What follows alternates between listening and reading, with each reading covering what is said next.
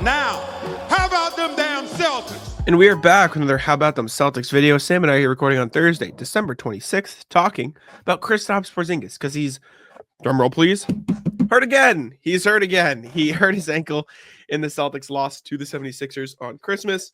And it's just a thing now. I think everybody kind of knew when the Celtics traded for Kristaps Porzingis that he was going to be injury prone. They'd have to deal with some injuries. But after surgery this summer to repair a torn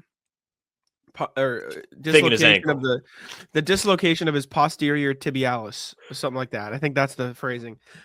He's been hurt multiple times. He's hurt his heel. Now he's hurt his ankle. And I think a lot of fans need to accept that he's just going to be hurt a lot during his Celtics tenure because that's just who he is, and it happens. So, yeah, it's been less than a month, a little over a month since Porzingis first came back from the offseason surgery, and he looked a little bit slow to start, and it's obvious that it's going to take time. Like, if you're hurt, you don't just kind of get back out there and it's like you never left. Like, you have to get comfortable again. You have to get your wind back. You have to get your game sense back. Like, all of these things are very real. The problem with what we've seen so far is it also feels like you're just going to have to watch him repeatedly get hurt. I have it pulled up here. This is from Fox Sports. Kristaps Porzingis, I want to say it was the 23rd of November that he returned. I'm not sure off the top of my head. I'm almost positive. But this season alone, 25th. Okay, so this season alone, Kristaps has been listed for injury 5 times. 11:30, he had a knee problem. 12:2, he was resting a back-to-back, which I wouldn't consider an injury day. Then 12:5, he's got a leg injury. 12:18, he's got a heel injury. Then yesterday, of course, he hurts his ankle, has to leave the game. And I mean, this is we'll call it 4. We won't call it 5 because one of the back-to-back ones. What are you gonna do? They need to rest him. This is 5 times since he came back that he's getting hurt, having to leave games. I don't even know if Kristaps has actually been a scratch from these games. He's just had to leave games, like hasn't been able to finish games more times than I think anybody I've ever seen, like in such a short period of time with different things. Oh, sorry. I thought that was a pause, not an end of statement. That's okay. That's all right. Yeah, man. Look, I remember back in the day, like I don't know how many years ago. I don't know if it was before or after we grew this YouTube community. You and I debated on here whether or not players can be injury prone, and you said it's not a thing. This was a great one. And you said it's not a thing, and I said it absolutely is a thing. And I'm curious if this and Rob and everybody else has changed your mind about whether or not players can be injury prone. I think they can be. I think they can be more susceptible to injury. I don't think. Okay. So I think there's a lot of factors in this. I think. Sorry, you finished. I don't know if I'm frozen. So I'm past the point where I am completely averse to this idea.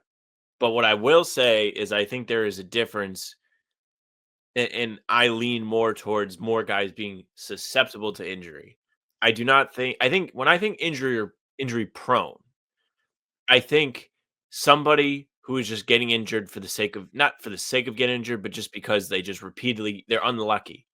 I think susceptible to injury is more of a fair way to paint this picture because there are outside factors or just dependent variables where a guy will become injured repetitiously. And I think one of those things is just being 7'3". I think when you are that big, your body is not meant to move the way that NBA players move all the time. There's a lot of guys in the NBA that have had a long history of injuries because they're just massive people.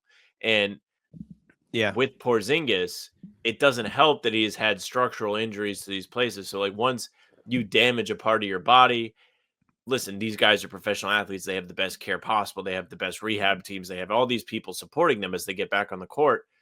But one, if those things don't heal correctly, it could affect your ability to get back out there. 2, when you're trying to heal, you may start to favor another side, put more pressure on another part of your body, and then you all of a sudden get injured that way. I'm not a doctor. I'm not a physical therapist. I don't really know that much about this stuff. I know enough. I know from my own experience. I know about how you're supposed to stretch and recover and all that stuff. But like, do I think right now Kristaps is repeatedly getting hurt because he's favoring different parts of his body? I think there's a chance. There's a chance that he's maybe subconsciously moving a little bit different, but I don't think that the Celtics are at fault for this because I don't think they would have had anybody helping him rehab where it would have been like, okay, you need to start moving like this. And then all of a sudden he's having problems in a different part of his body. So to answer the original question, I still don't believe in injury prone, but I think there are factors that make somebody repeatedly get injured. I feel like you have a problem with because prone and susceptible are synonyms. It's the same thing. But I think what you have a problem with is the general idea that like people can just get injured because they're unlucky. Because the idea that a player will get unlucky and just get injured a million times, like that's not injury prone. Injury prone is your body is not built well enough to sustain the sport of basketball, so you're going to get injured more. Kristaps Porzingis, Joel Embiid, Gordon Hayward, his body was just not built the same as other guys, like a durable Jason Tatum or Mikal Bridges. Like bodies are all built differently, and some guys just have bodies and ankles and shoulders and obliques and feet or whatever that are not built as well to handle the pressure of NBA basketball. I think that's injury prone. And so I think Kristaps is injury prone, which just means he's susceptible to be injured more because his body's not built the right way. I think Joel Embiid is injury prone. He's got weaker ankles because he's a massive fucking human being. Like he's just a giant. Yao Ming played for 10 years and then had to quit because he was huge because he would keep getting hurt. So Zion, like as much as we sit here and make fun of how much he eats, like he's also just a giant guy, even if he was at his slimmest, and the way he plays basketball is gonna mean he gets hurt more. John Wall had a career dead because of injuries because he was such an explosive player. Derrick Rose, like guys are just more susceptible to be injured based on the bodies they have. And I think that's what injury prone is. And I don't think it is this guy's randomly going to get hurt more because he's injury prone. I think it's just their body is not built as strongly to handle this high pressure, not pressure as in like nervous, but like literal pressure on your body sport. And I think that's what Kristaps is. And I think he's going to spend the rest of his Celtics career on and off the injury report. And when he's on the floor, he's going to be great.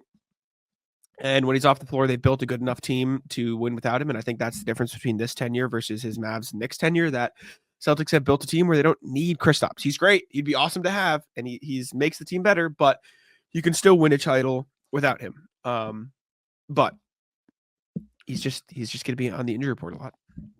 Yeah. And I mean, I think they try and handle it the best they can handle it. The resting the back-to-backs, I think, is important. I'm sure they're stretching him out all the time. I'm sure they're doing anything they can to try and make his body more durable. I don't know exactly all the things that go into it. I don't know what they're necessarily doing with his diet. I'm sure they're not letting him eat whatever he wants. I'm sure they have a strict plan for him. This is just a historic thing at this point where I don't want to say a trend, but it's just been time after time after time. The body is now getting worn down. It's wear and tear. It's just what it is. You get injured over and over again.